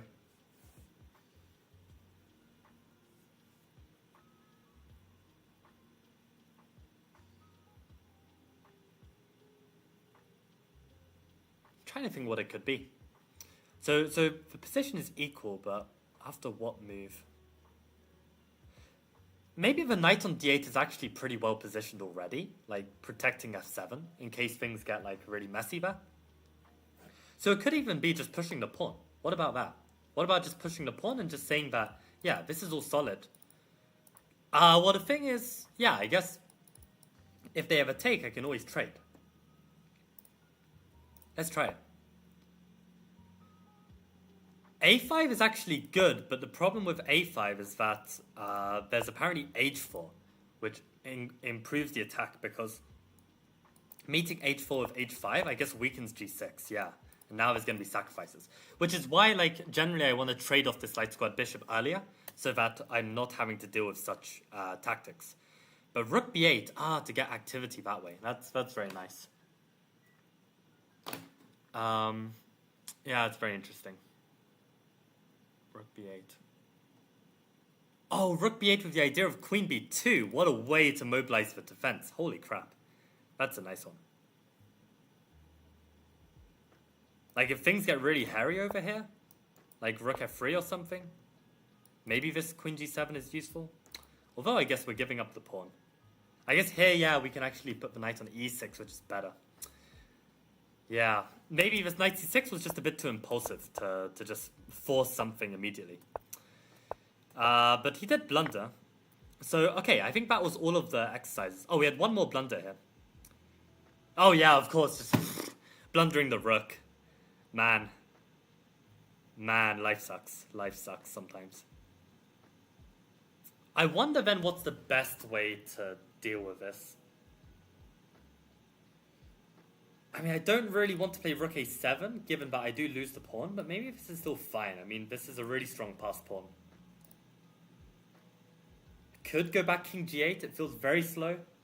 But maybe there's not a good square. Maybe they can play this and then this. I don't know. I'm not too sure. Maybe the king just belongs on g8 then.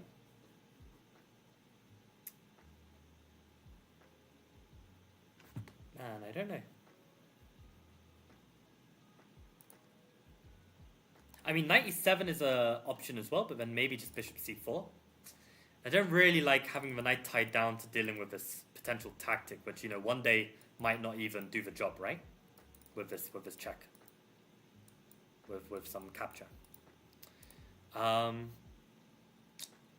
think it must be king g8 then. It's not. Okay, wow. Rook b8. I mean, it did cross my mind, even though I didn't say it, but I was just thinking, like, don't I just blunder the pawn? Rook b1, king h2, rook c1. Ah, that's so cool. So, oh, didn't mean that. We give the check with tempo so that we can get behind the pawn and we actually pick up the c pawn, also securing the knight on c6. Wow, what a move. What a move. I mean, yeah, I mean, this is the principle, right? Like, when rook endgames, you should always be looking to activate your rook. I mean, I just felt that my rook was already well positioned on a8. But, yeah, it turns out that the rook can actually just get out like this and do a really good job. So, okay, yeah, lots to learn from that rapid game. But, of course, the blunder of a whole rook is going to be costly. I mean, this is a cruel aspect of chess that these one-move blunders can really decide the game. And yeah, in my C3, not C3 Venom, my old school Gerganitza course, maybe this isn't the exact line actually where I'm referencing a6. Maybe the line that I'm referencing a6 is when my opponents play bishop d3. It might be this line where I'm recommending to play a6 here. I think a6 might be, no, it's not a6 here. Oh, I'm so cooked. What is my own analysis? Okay, you guys get a sneak peek of the contents page, but I need to find out. Let's have a look at this.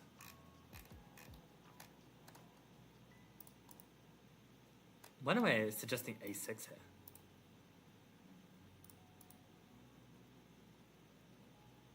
Oh man, did I copy Hikaru's approach as opposed to playing the top engine move? That's pretty funny. Yeah, I mean, it turns out that at least on a low depth, the Leech's engine is actually suggesting that this c5 immediately is fine here. I mean, this is the same position. I'm not tripping, right? Wait, how's white already castled? Ah, suggesting a6 before knight e7. Right. So here suggesting a6 to play with the immediate c5.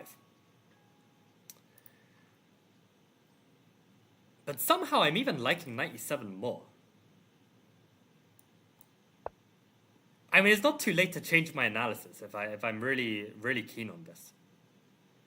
I mean, knight e7, the point is that bishop g5 is always trash because of queen b6. Oh, but here they can even castle, man. Okay, I need to understand my lines better. I need to research this harder. So in this position, I'm sure that bishop g5 can be met with queen b6 because now there's no castles queenside to deal with it. Yeah, and this is never an issue. I mean, the good news is that all of these like slightly different move orders, I don't think it's so critical. And I think from a practical perspective, I mean, just playing a6 to deal with any of these knight d6 jumps, I mean, it's probably just a reasonable way to go. And I mean, if that's how Hikaru is playing, I mean, who am I to question it, right? So I think you can do both, to be honest.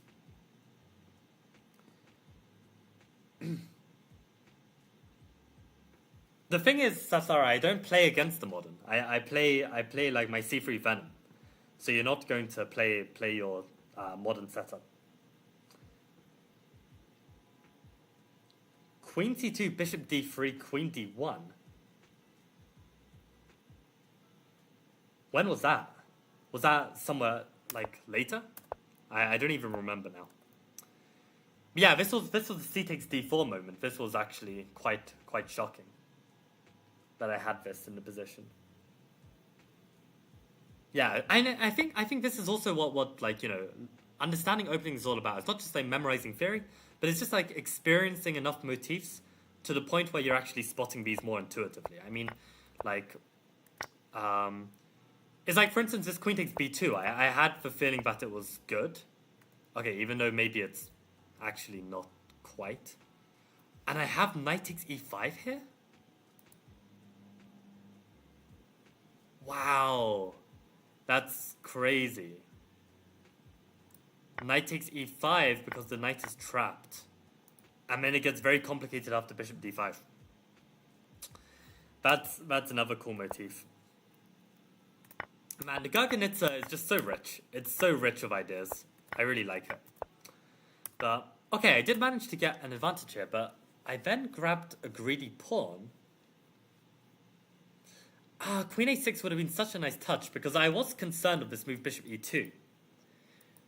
But I didn't really see what to do. I mean, I felt like if I played a move like queen a6 or somewhere, then they'd strengthen their pawn, but their rook is attacked.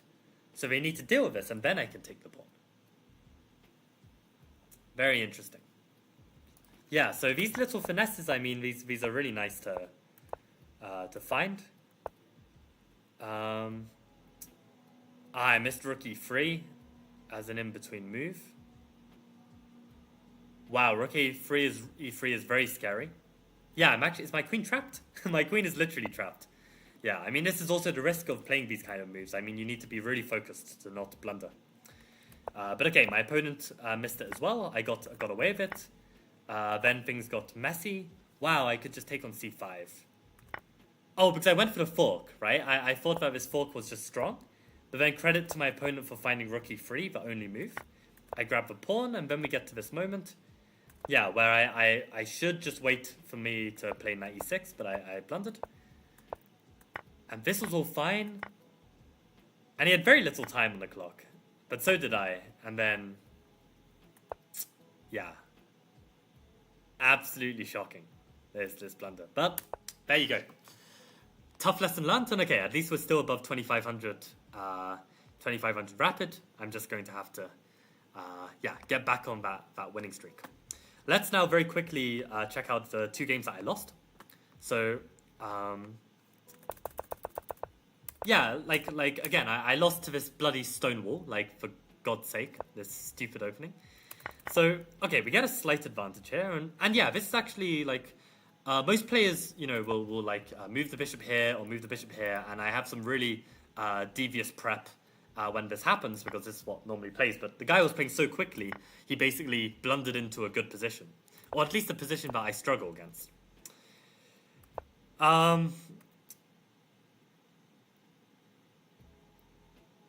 Bishop h6 is an interesting try, actually, just to disrupt the development. I guess he should just, like, not play g6, but then turns out to be top move. So what if he just castles here?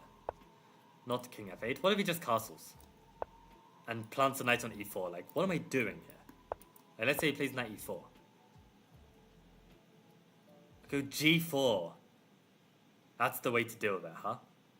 g4, I mean, bishop h4, oh god, it feels so risky. Rook f1 is forced? Man. I guess g4 makes sense, actually. Maybe I'll keep this in mind. So in this structure, like, I play for g4 and I don't castle. But having to play rook... I mean, I can't even play rook h2? Seriously? It feels g5, like, holy crap, man. Like... It's so annoying, this stuff. So I've got a square on h2. That's why it doesn't like rook h2. But the thing is, I can't even castle queenside that easily, because then I drop the pawn. So, like, what is going on? Maybe I can get greedy and grab this pawn. It's possible. I mean, what does he do instead? What if he tries to take? Then I take on e4. Okay, that does make sense. I take with the pawn. Yeah, this is so fiddly, though. It's so fiddly to get right. But, okay, good to see this. I mean, maybe I can actually try and replicate this. And yeah, it turns out g4 is still a move here. And we get the same, we get a transposition, actually, to our analysis we just looked at. But still, I mean, with precise play, knight df6, I mean, this is still a game. It's still a position. Although I take on, I mean, this looks good for me. Oh, but then they take here and then... Jesus. See, I'm already worse. Just of natural moves, I'm already worse. I mean, this is how difficult this opening is.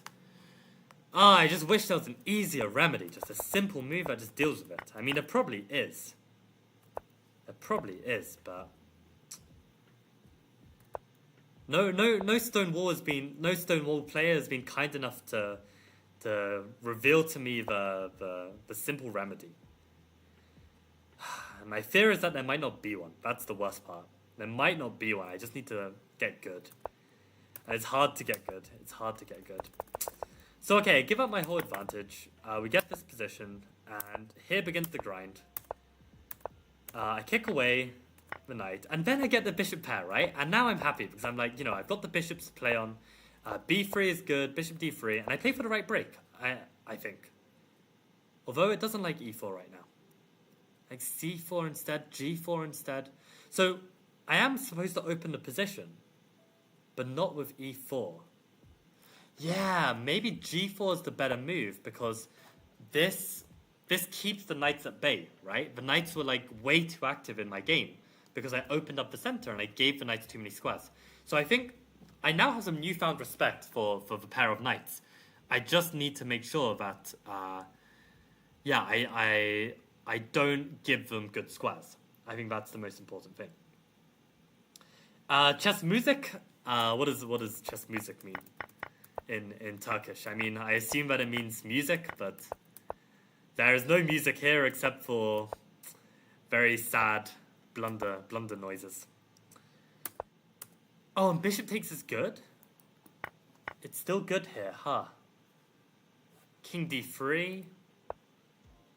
Yeah, king d3 is a very nice move. I can play c4. And I've still got this pawn to play on. That's the point.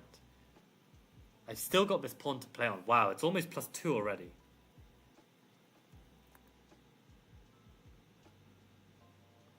But really interesting how, like, if I play a move like this, then they can play knight e6, and then they can already play knight f4.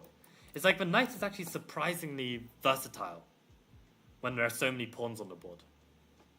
Maybe with the more pawns on the board, the knight can be, like, much more tricky. Is that a rule that anyone knows?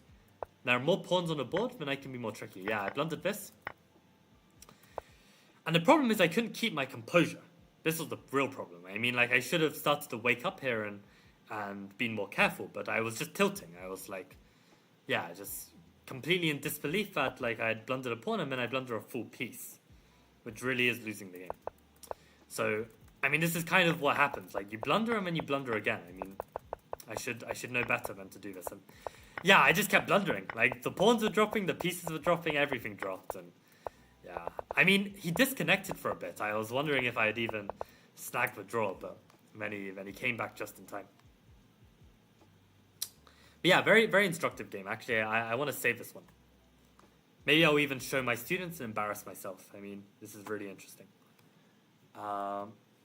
Knight pair versus bishop pair. Very interesting. So to summarize then,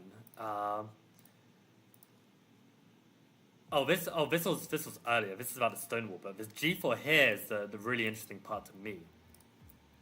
So the question is, how best to open the position for the bishops? And it turns out that e4 is actually inaccurate, because this opens up the center, but gives the knights some juicy posts. 2 knights on juicy posts can be a menace. Yeah. This opens the position without giving the knights any juicy posts. Right? You know what? I think this is such a nice example. I think I'm gonna have to show my students, and they're gonna love it. They love it when I lose. I don't know why. They absolutely love it when I lose and I show my losses. So let's quickly do this. Apologies for taking extra time on this, but I mean, this is also how I prepare my chess lessons. That when I play interesting, insightful games that I think they can learn from, like I want to share this with them. So bishop, pair, bishop. What was it? Knight, bishop, pair versus knight, pair. Yeah, very interesting. Very interesting. Okay, and then we come to our final game then, which was this blitz game. So let's have a look at this. Yeah, many mistakes here. Let me run a computer analysis and let's learn from our mistakes.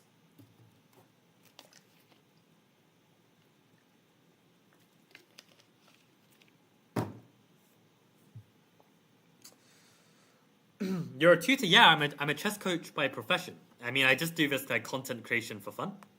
Obviously, like you can tell by the size of my channel. Yeah, no, I teach chess. So actually, like I have a Patreon as well. If any of you guys are interested in like potential coaching from me. I mean, I have some different like tiers that I do. So like I even do one that's like £10 a month. That is kind of like a remote coach that is like more text based. But I think a lot of adults can actually make use of this. So yeah, I've got some different kind of things going. So yeah, that's how I pay my bills.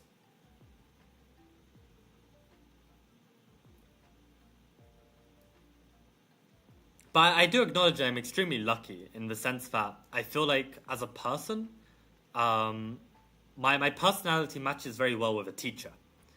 And the thing is, in the chess world, if you want to make money, probably out of all the different businesses you can get into, unless you're really sick in the head and you're amazing at content creation, then probably coaching is the best way to make money.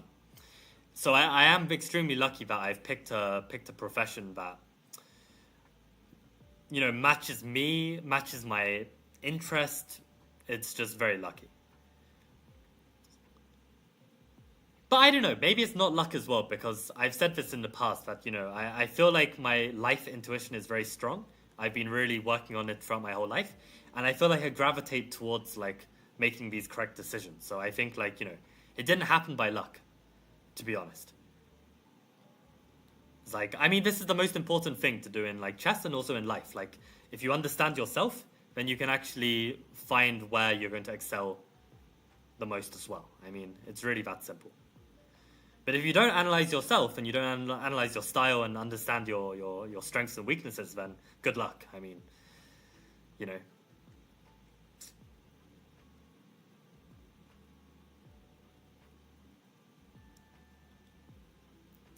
So it turns out I'm minus 1.6 here.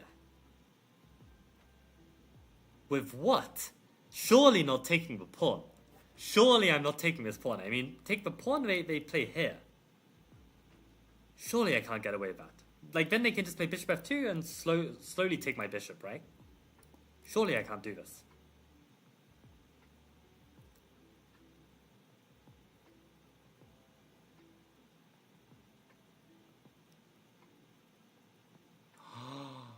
Wait. Oh, I can play bishop g1 to get out. Oh, I can play bishop g1. Rats, because they can't take because I take. Oh, that would have been such a nice find. But okay, that's why we're analyzing our games. Now we know. Oh, you bastard. g3, bishop g1. What a move. What a move. Now if I take, then I take. Oh, what a motif. Yeah, good to know. I mean, it's very rare that this will ever come up again, but, you never know. I mean, this was a blunder. This was a straight up blunder. I literally thought that on takes that I take and I just stupid. So what should I have done here? Lepus, you said you would be very interested in that. If you check the description of this live stream, I think I've got a link to my Patreon. I mean, I'm that bad at content creation, I don't even know.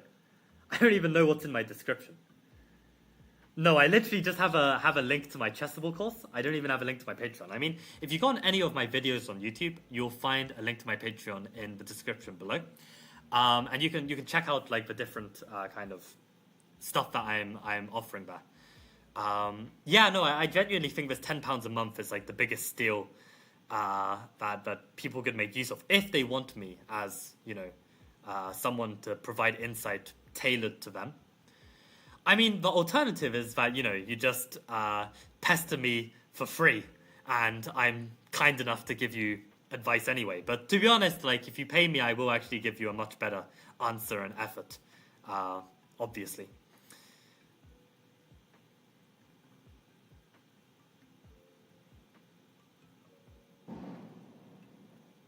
So yeah, what am I supposed to do here? But I was very afraid of, like, if I play b5 and they can give check and I drop this pawn. So how am I supposed to deal with them taking on b6 as well as the fact that I've got this e6 problem to deal with as well?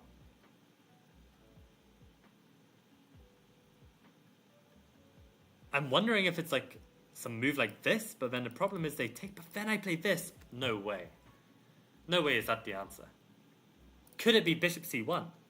Because if rook e6, king f7, they take on c6, then I take on b2.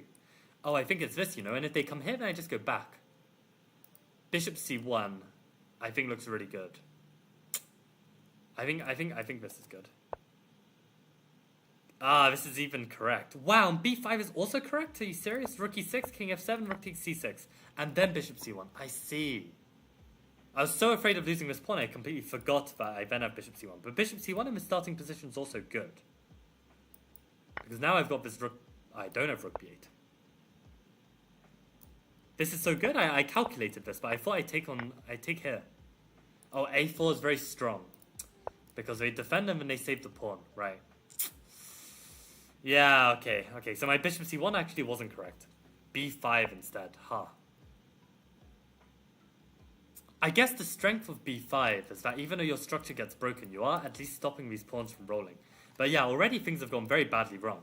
Which makes perfect sense because I've completely unalived my pieces. That's the state of my play here. I mean, I literally outplayed myself. It's really poor. Yeah, and then I tried some funky stuff. This pawn got way too far forward. I mean, here... I should play the move rook e8, of course. I know this position is actually only... Oh no, it's still completely lost. Yeah, I have no idea what I should be playing here.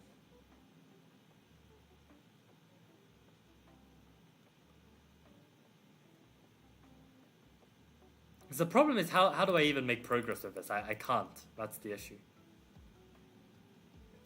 Yeah, I don't know. Oh, probably this. Oh, bishop f4. I missed bishop f4. Oh, why did I miss bishop f4? Bishop f4 is so obvious.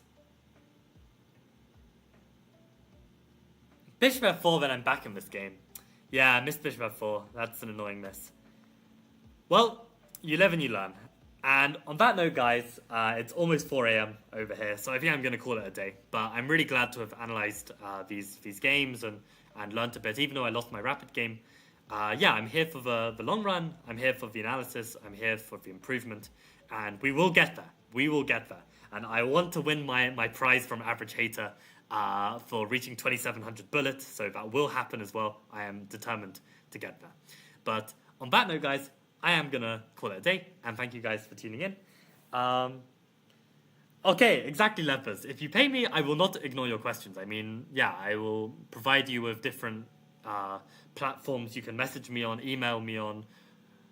Okay, not call me on because that's, a bit too far. But yeah, definitely get in touch on Patreon. We'll get chatting, like, for sure. And this is the thing. I mean, like, what I offer with this, I've got these two tiers, right? I've got Classical Chat and Regal Rapid. Regal Rapid is basically me as a text-based coach. £10 a month, I will answer all of your chess questions. I will suggest how you can train yourself, which is the most important thing. I mean, like when you just have 1 hour a week or something, or 1 hour a month face-to-face with a coach, I mean, you do learn a lot, but I mean, you learn nothing compared to the amount you can improve on your own. And you need someone to basically, teach you how to train chess on your own. So that's what I'm offering, right?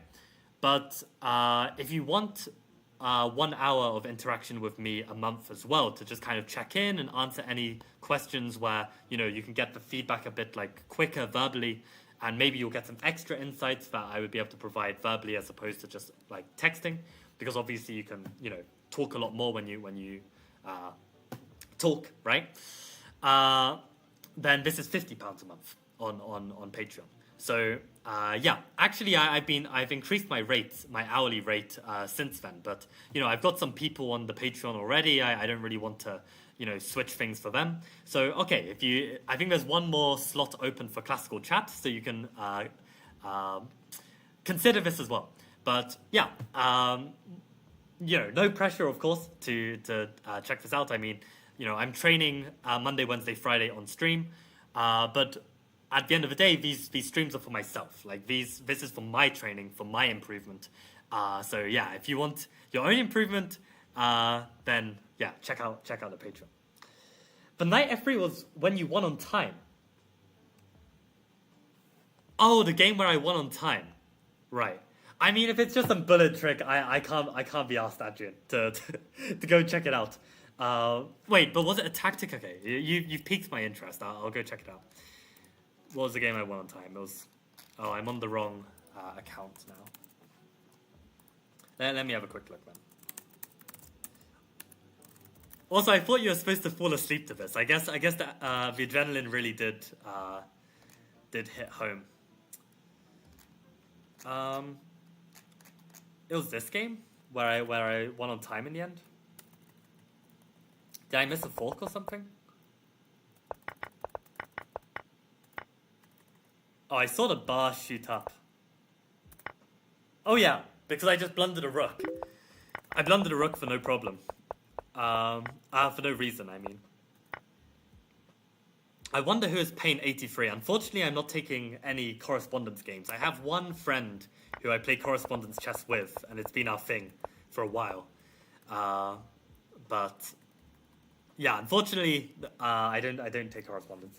You'll be watching every stream I can, and your Patreon sounds really good. Awesome, Lefus. Appreciate the support, and yeah, definitely get in touch. I will write back probably tomorrow if you drop me a message on Patreon. You can also drop me a message on Leechess as well, like whichever works for you. In the middle game, you're really going to make me dig deep for this, Adrian. Where was this? Knight f3. In the middle game. Where was this? Oh yeah, around here maybe? Oh, I had knight f3. Ah. Oh. Man. God, life sucks, doesn't it? Life sucks when you can't see a single frickin' tactic. Yeah, well, there you have it. I mean, I think on a good day I'm seeing this, but, yeah. Knight f3. Oh, I hate my life.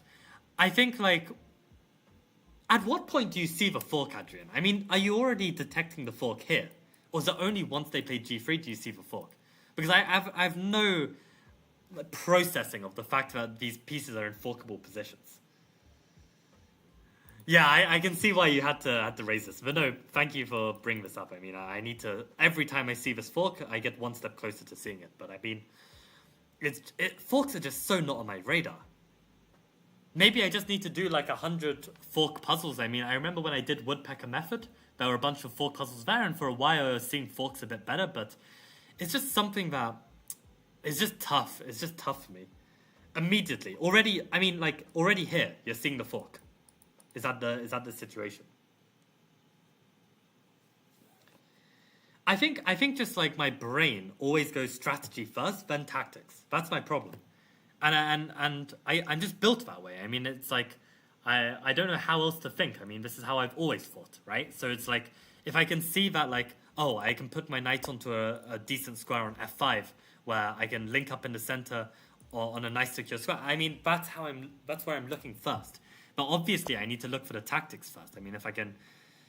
But it's just so hard to do when, like, especially in shorter time controls. Like, in a classical game, of course, I'm fucking seeing this, but yeah, this is the thing. I think, like, in terms of blitz, I will always be capped as a player because I think I'm just not tactically gifted enough to make it work. And I mean, I can put in the hours to make it work, but then I really hate myself, right? But I think classical, I do have potential, because obviously I'm not going to blunder these tactics in classical.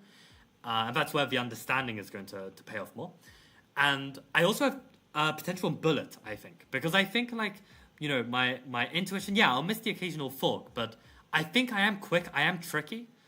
I really think I've got potential in bullet. But, okay, time will tell. Time will tell. Oh, really? I went knight f5 to go knight d4 for knight f3? Ah, Jesus Christ. Oh, yeah, I played knight d4 to try... It's so bad. It's so bad. Man. Yeah. Yeah, I mean, Sapsara, of course you have potential in classical. I mean, like, at your age, I was like... I don't even know. I was probably trash. I mean, how old are you? Like, 14? To be fair, no, actually, by 14, I was getting pretty good. I mean, I won the under 15 Giga final. I was... Probably 14 to 15 was my glow up. I was playing, like, classical games every week. I was getting super good at chess. I think between the age of 14 to 16, I literally went from a noob to like 1900 FIDE 2000 national, which is why it's such a joke that I'm still at the same freaking level, because like I literally find a way to cap myself in so many ways, but I am confident that I am at a new high. I mean, when I was like 1900 2000 level classical, I was also around 2000 level online. Whereas now I'm like 1900, 2000 level in person, but I'm like 2500 online. Like, I have improved, but it's just not translated into over the board yet because of various reasons. But I will be returning to classical chess come the summer, and I really look forward to having a proper year of like really trying to push. I'm excited. I think I could do it, you know? Man, you see, Sapsara, this is why I can't accept challenges from people. Because, yeah, like, I will just get challenges from everyone. So I see I got another challenge from someone in chat. Are you Pain, TR? But yeah, Sapsara, play Adrian in Bullet. Adrian is 2900 Bullet. So good luck, my dude. play Adrian. It'll be an experience. You're not playing any Blitz, Bullet, or Rapid? You're kidding me. Are you not like on your degenerate cycle anymore? That's an incredible turn of a leaf, if that's really the case. When was the last time? See, you're chatting utter shit. Look at you. You're playing 10 Ultra Bullets, 20 anti-chess games? What is your life? Go play Adrian now. Go get good. Yeah, what is this? What is this utter trash that you're spouting? Okay, guys, I'm going to call it a day. Thank you guys for tuning in. Hope you enjoyed today's stream, and see you guys on Monday for some more chess training. Okay, see you guys around.